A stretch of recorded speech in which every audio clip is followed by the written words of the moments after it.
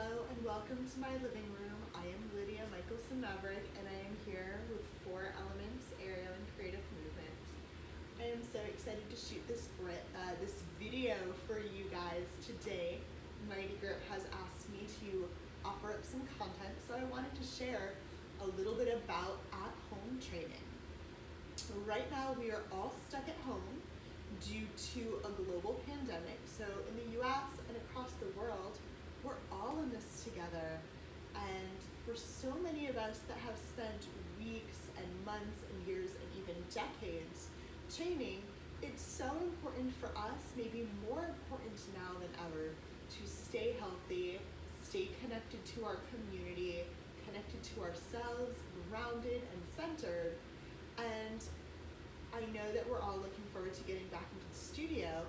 So here are some exercises that will help you stay strong while you are at home and will help you maybe even make progress for those moves that are on your wish list, whether your apparatus is pole, silks, lyra, straps, hammock, or other.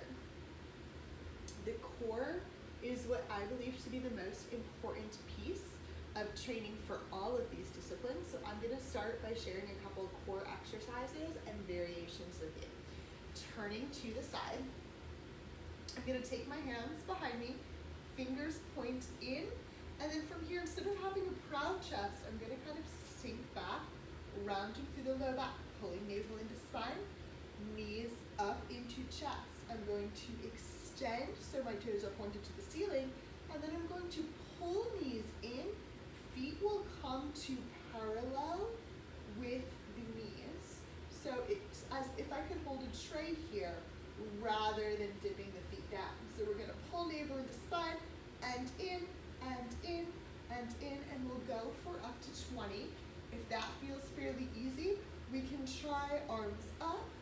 And next variation would include a block. We can place the block between those ankles. I'm going to scooch back a little bit.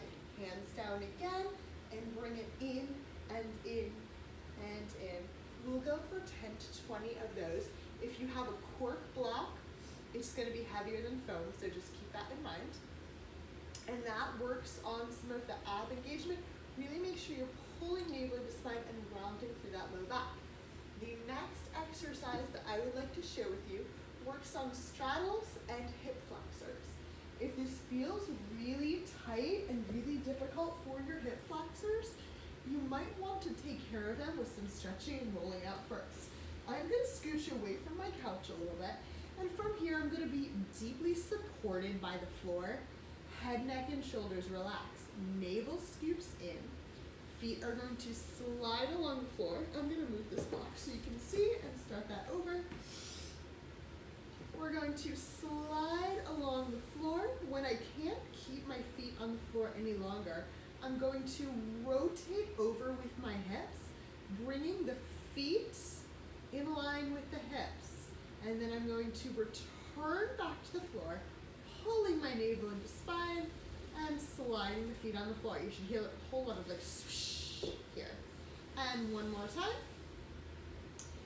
And then I want you to notice that I'm stopping where my feet are in line with my hips, and I'm, rather than continue to bring them up or curl the pelvis off. Pelvis stays on and return to the ground. So we go for about 10 or 12 of those as well. Coming up, one of the most important things to work on here on the ground is to protect your rotator cuff. And this is something that I typically do before I train every single time. I don't often get to address this in class. I have a chair here, and it's really important that I make sure the chair is not going to go anywhere. So for this one, I'm going to take my foot, bring it to the edge of the chair. If you have a place to tie your TheraBand that is not on a chair, that's on something like a doorknob and more steady, I highly recommend that, but I'm sure most of us have a chair, so I'm going to go with that. I'm going to place my foot against the chair, other hand on the back of the chair. Elbow is going to pull in, and I have my resistance band here.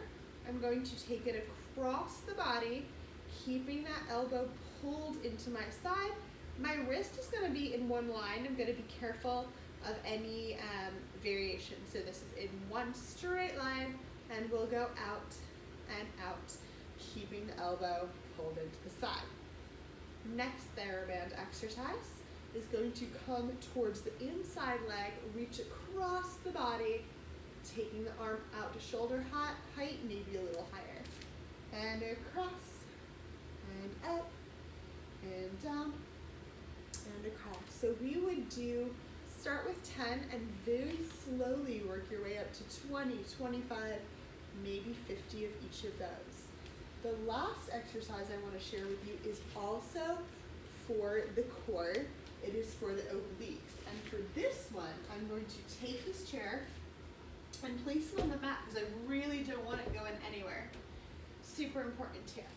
And the chair that I chose for this is a little bit higher, which I like because I have a very open straddle, and it's a pretty sturdy chair.